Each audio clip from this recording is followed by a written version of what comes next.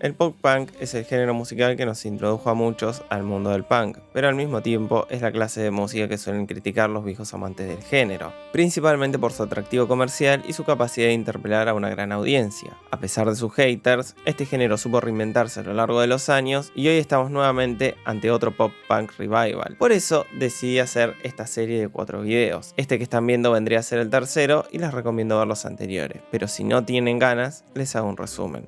En los 80s, el punk empieza a explorar nuevos sonidos y ahí es cuando aparecen bandas como Descendents, quienes hacían hardcore punk sin miedo a hablar de desamores con melodías pop. Ya para los 90s tenemos un resurgimiento del punk, donde vamos a encontrar bandas con un sonido más atractivo para el público mainstream, como fue el caso de Green Day. Generalmente se pone a Dookie como el responsable del auge del punk en los 90s, es más, Spin Magazine los responsabilizó por comercializar o arruinar el punk, un dato que es completamente falso. Es decir, Dookie fue el disco de punk más exitoso de los 90s, eso es un dato de la realidad, aunque darles todo el crédito es reduccionista. Para ese entonces en las radios predominaba lo que se podría llamar la banda de garage o la banda de barrio, o sea, la formación clásica de guitarra, voz, bajo y batería con un sonido directo y rústico, como fue el caso de Nirvana u otra banda punk de la época, The Offspring. No planeo hablar de Smash porque técnicamente no es pop punk, como notarán tiene un sonido mucho más pesado y oscuro. Sin embargo fue uno de los discos independientes más exitosos de la historia y obviamente ayudó a posicionar el punk dentro del mercado mainstream.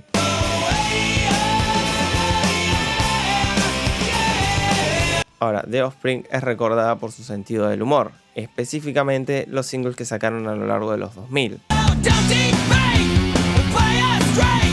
Si escuchan los discos van a notar que no eran una banda monotemática, pero es innegable que su sentido del humor resonó a principios de los 2000, lo cual evidencia un clima de época, lo que podríamos llamar la era de la imbecilidad. Si algo caracterizó a los 2000 fue el comportamiento irresponsable y el sentido del humor escatológico con chistes de carácter sexual, como pasaba en American Pie, Scary Movie o Eurotrip. Sin ir más lejos, uno de los programas más exitosos fue Jackass, cuya traducción literal al español es imbéciles, y que no se entienda esto como una crítica ni quiero ponerme en un pedestal moral. Con mis amigos consumíamos estos productos y hacíamos estupideces.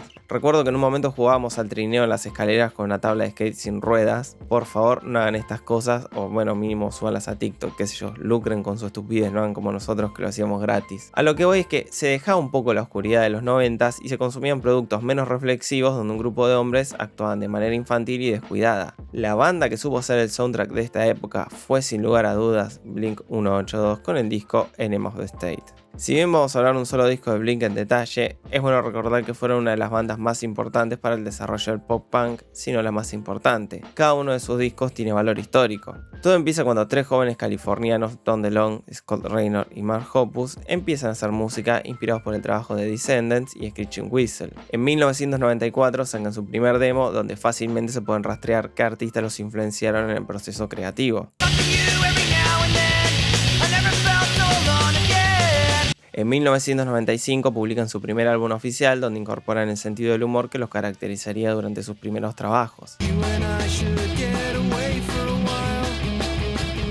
Reescuchando este disco para hacer el video me pareció insoportable. Las letras son una gran barrera, más allá de que el humor es subjetivo, es un álbum muy monotemático. Gran parte del disco son ellos haciendo chistes con tono erótico y llenos de referencias a la masturbación. Si esto les causa gracia, se van a hacer una fiesta con el álbum.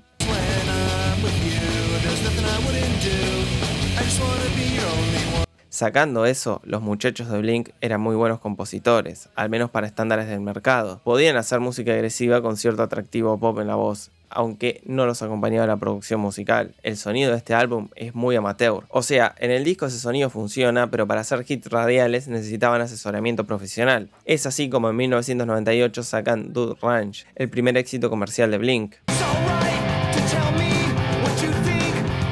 Con los singles de este álbum supieron encantar al joven norteamericano frustrado con la vida y las mujeres, básicamente el protagonista de American Pie, el sujeto medio nerd sin muchas herramientas sociales pero con un corazón de oro. Así y todo, a esta banda le faltaba algo.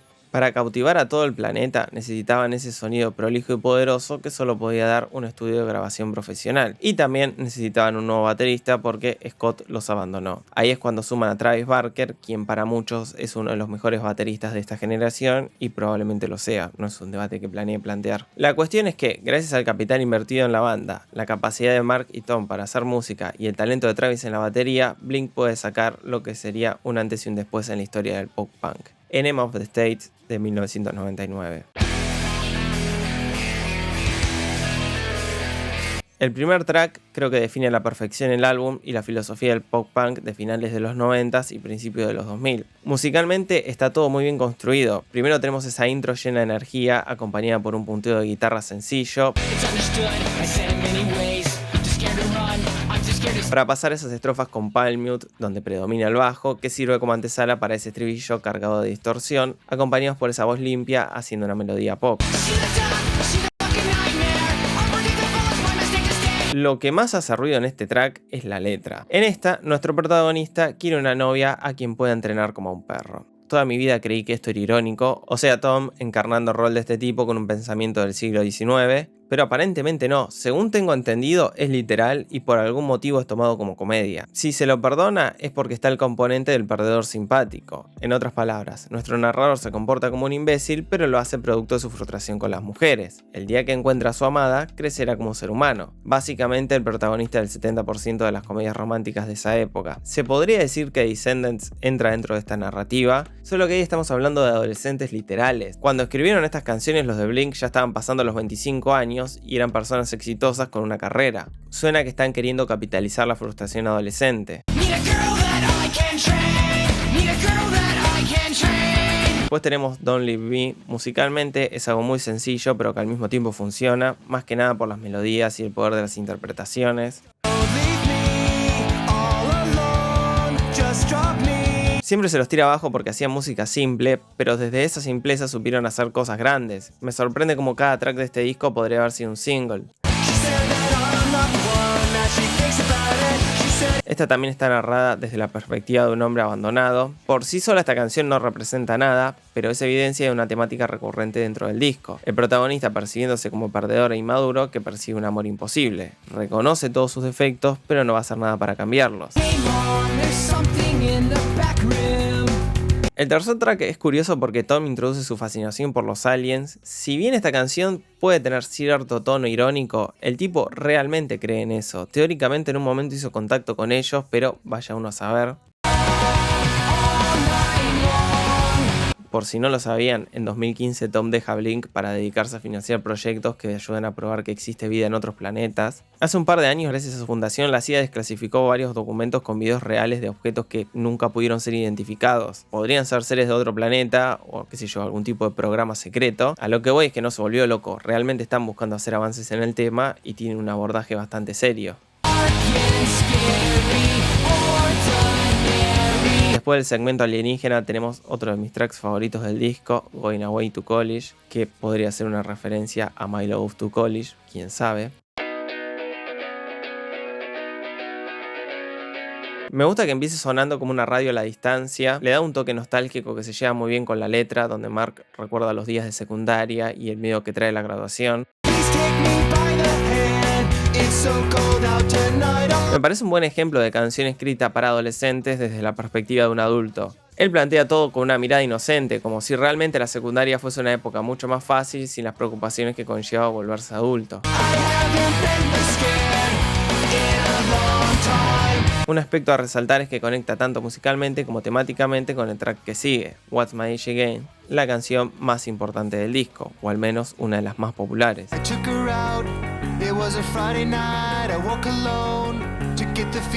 Tal vez es el track que mejor define Enema of the State. Nuestro narrador negándose a crecer y sintiéndose incompetente para tener relaciones. Este single ya tiene el estatus de clásico, aunque al mismo tiempo terminó confirmando las sospechas de quienes miraban al pop punk con desconfianza. El público tirando más para el lado del punk tradicional siempre ve a Blink y a muchas bandas del movimiento como una puesta en escena, y en parte es cierto. Vendían esta imagen de perdedores cuando los tipos eran millonarios y tenían novias. De paso, no tenían la edad que dicen tener en la canción, pero bueno, eso es medio irrelevante. Ahora, no digo que toda canción deba estar basada en hechos reales, a lo que voy es que tanto este track como muchos del disco parecen haber sido escritos por alguien de 15 años. Al menos si tuviesen 15 años se podría justificar esa mentalidad como pasaba con Descendants. Se podría decir que también ahí había una mirada reduccionista del mundo, pero en definitiva eran adolescentes enojados con el mundo. Los de Blink eran señores a punto de casarse y con contratos millonarios. Nunca fueron outsiders de la industria discográfica. Tal vez en un comienzo sí, pero acá ya eran exitosos.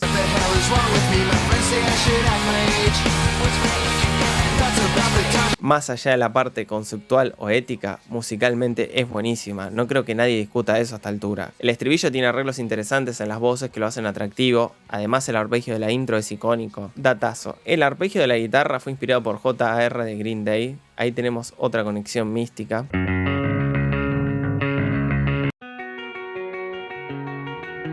El track que le sigue a este habla de lo bien construido que está el álbum porque contrasta con el sonido más relajado del anterior y retoma elementos más del punk tradicional.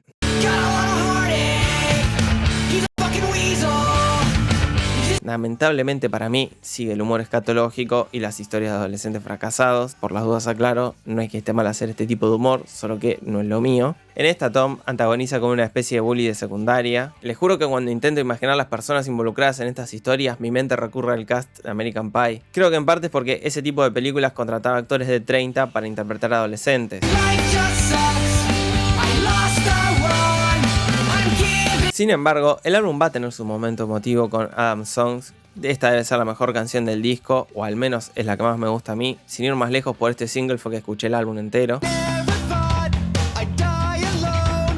Casualmente es la más honesta del disco porque a simple vista parece una canción de enojo adolescente, pero en realidad es Mark hablando de su depresión. En medio de la gira se separa de su pareja y por eso dice que no puede esperar a volver a su casa a estar solo. O sea, lo dice en forma irónica. Así traducido le saca todo el peso dramático, pero el tipo se sentía muerto por dentro más o menos. A esto le sigue otro hitazo, el cual debo admitir que a mí nunca me convenció del todo. Siempre fue la canción que menos me gustó del disco.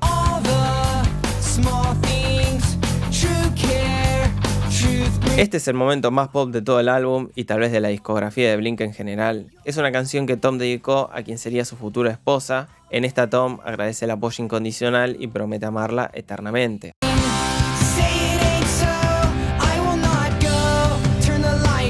Acá cierra la narrativa del personaje torpe pero querible. Tenemos un tipo que pasa de querer mujeres entrenables a un esposo enamorado que jura amor eterno.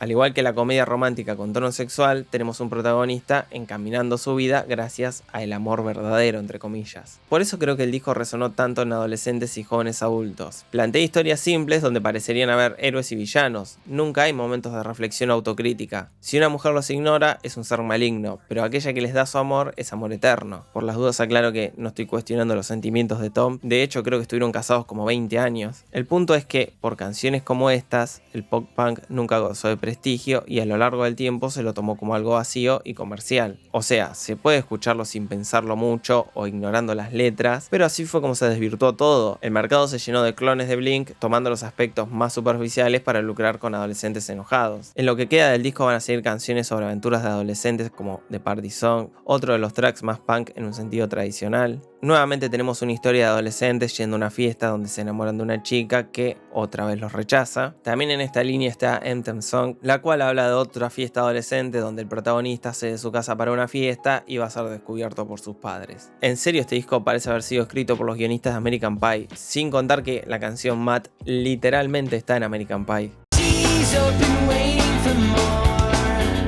Temáticamente es similar a las anteriores, habla de mujeres en tanto con tipos por cuestiones materialistas y superficiales, como si los de Blink fuesen Gandhi haciendo punk.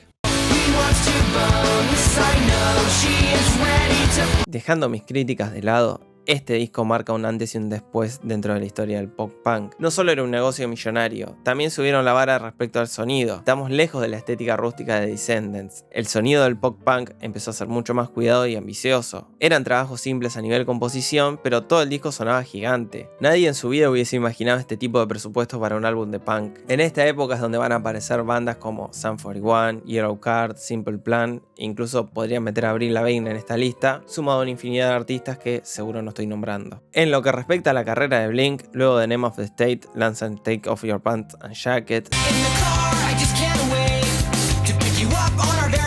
Comercialmente también le fue muy bien y terminó de posicionarlos como una de las bandas más importantes del pop punk. Sigue más o menos la fórmula del anterior, también van a tener su costado más serio con Stay Together for the Kids.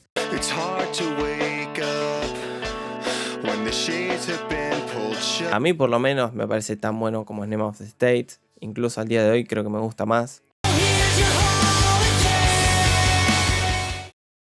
Ya para mediados del 2000, el pop punk empieza a desaparecer. Como ya sabrán, después del 9/11, muchos músicos empezaron a embarcarse en proyectos con contenido más político. El momento de ser infantil parecía haber terminado. Por eso Green Day hace ese cambio estético importante y sacan American Idiot, una especie de ópera rock con un mensaje antiamericano. Blink, por su parte, en 2003 saca su álbum más serio, donde intentan ir en una dirección más experimental y se alejan bastante del pop punk.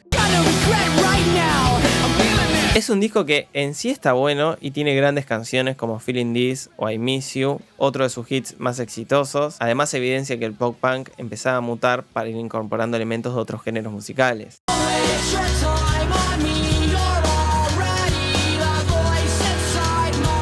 Sin embargo, es un disco con decisiones estéticas raras. Las letras están desconectadas de lo que proponen musicalmente. Por ejemplo, la intro de un track es la abuela de Mark leyendo una carta de su abuelo en la Segunda Guerra Mundial, pero la canción que le sigue es una canción sobre la paranoia y relaciones afectivas que salen mal. O sea, todo es medio experimental y dramático, pero las letras siguen siendo muy family friendly. Hasta donde tengo entendido, el proceso creativo de este disco fue medio caótico y había diferencias creativas, por eso tal vez el tono raro. Después de esto, Tom y Travis hacen su propia banda llamada Boxcar Racer, donde meten varias ideas que no pudieron implementar en Blink, o al menos me da esa sensación. Esto no tengo manera de probarlo. Lo central de esta época es que empiezan a predominar propuestas más oscuras y el pop punk muere. No es que la gente se haya aburrido de él, pero se empezó a catalogar todo derivado del pop punk como emo, como es el caso de Paramore, Fall Out Boy y My Chemical Romance. No eran pop punk al 100%, pero tenían varios elementos de este género. Si estos discos salían en los 90s, los catalogaban como pop punk. Por eso es que el pop punk parecía haber cumplido su ciclo, al menos en el mercado mainstream. Hasta que, de la nada, en pleno 2020, resurgió de las cenizas, pero de eso hablaremos en el próximo video. ¿Y qué podríamos decir de Name of the State? Más allá de todas las críticas que se le puedan hacer, para mí es un álbum respetable que supo dejar su marca en la historia del punk.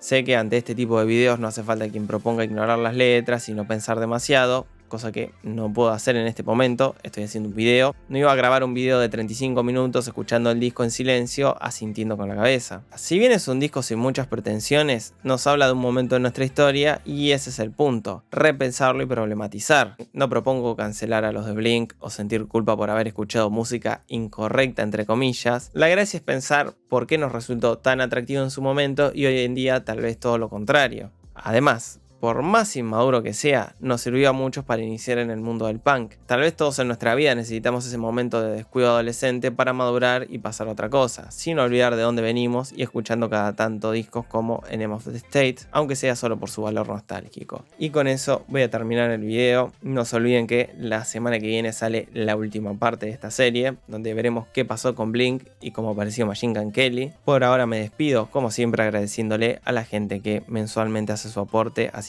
miembro del canal, o quienes dejan su donación ahí en Mercado Pago o en ese botón que está ahí abajo de los videos de YouTube, es más o menos lo mismo. Así como también a quienes se suscriben, comentan, me siguen en redes sociales, ven otros videos y todas esas cosas que no implican un aporte económico, pero sí ayudan un montón. Por ahora me despido y nos veremos la semana que viene para terminar con esta serie.